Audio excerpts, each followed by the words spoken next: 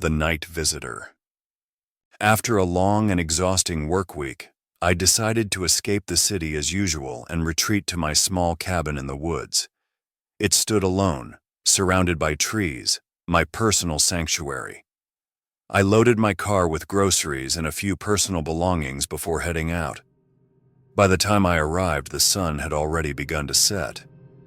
Tired from the journey, I didn't even bother turning on the lights. I just collapsed into bed and fell into a deep sleep. A sudden piercing sound shattered my rest. The car alarm was blaring. My heart pounded in my chest. I sat up, dazed, trying to shake off the drowsiness. Maybe an animal brushed against it? I thought, peeking out the window. The yard was empty. Nothing seemed out of place. I turned off the alarm, sighed, and lay back down. 5 minutes later, the alarm went off again. Now I was getting nervous. I grabbed the remote and silenced it once more, trying to convince myself that it was just a glitch. But then, for the third time, the alarm screamed into the night. A chill ran down my spine. In a secluded forest like this, it couldn't be going off randomly. I hesitantly pulled the curtain back and froze. In the dim glow of the porch light, something moved in the bushes. At first, it was just a shadow, shifting between the trees. Then it took shape. A tall, unnaturally thin figure stepped into the light. It was draped in a long, black cloak with a deep hood. Its arms were long and skeletal, dangling at its sides. Its posture was hunched, and its slow, deliberate movement sent waves of terror through me. It approached my car, lifted one frail-looking hand, and tapped on the wheel. Then it stood motionless, listening. Moments later, it turned and retreated into the darkness. I was shaking. Did I imagine that? Was it real?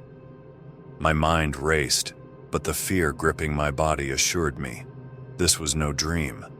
Then I saw it again. This time it was at the gate. A single bony arm stretched over the top, and with an eerie ease, it slid the latch open. The gate creaked as it swung ajar. It was coming toward the house. My breath caught in my throat. I couldn't move, and then its face appeared in the window. It was the most horrifying sight I had ever witnessed. Ash-gray skin, deeply wrinkled and lifeless. Tiny, beady black eyes like polished stones stared inside. It had no lips, just rows of sharp, yellowed teeth gleaming under the pale moonlight. Its breathing was heavy, raspy. The window fogged with each exhale, and for a moment I was grateful. Maybe the condensation would shield me from its gaze. Then came the knocking, soft at first, then harder. The doorknob rattled violently. Through the gap under the door, I saw thin, grotesque fingers reaching inside, feeling for an opening. And then, it spoke. The sound wasn't human. It was a deep, guttural growl, like a wild animal snarling when its meal is threatened. A sound filled with hatred and hunger. I stayed completely still, holding my breath. I don't know how long it lasted. Minutes? Hours? But eventually, the noise stopped. The presence outside my door vanished. At some point, I must have passed out. When I woke, daylight streamed through the window. I sat up, barely believing I had survived the night. But as I approached the door, my stomach dropped. The handle was broken. Deep scratches covered the wood, as if something had tried to claw its way inside. I rushed to the window. The gate stood wide open. Wooden planks from the fence lay scattered across the path. My nightmare had been real. I grabbed my keys and bolted for the car. As I stepped outside, my eyes fell to the ground. Footprints, long, narrow imprints leading into the woods. I didn't waste a second. I jumped into my car and sped away, my hands trembling on the wheel. As I drove, I turned on the radio, trying to drown out the fear clawing at my mind. That's when I heard the news. This morning, in a nearby forest, the bodies of 2 young women were discovered.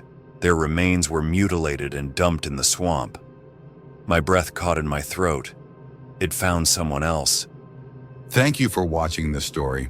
If you enjoyed it, don't forget to subscribe so you won't miss any new creepy legends and mystical tales.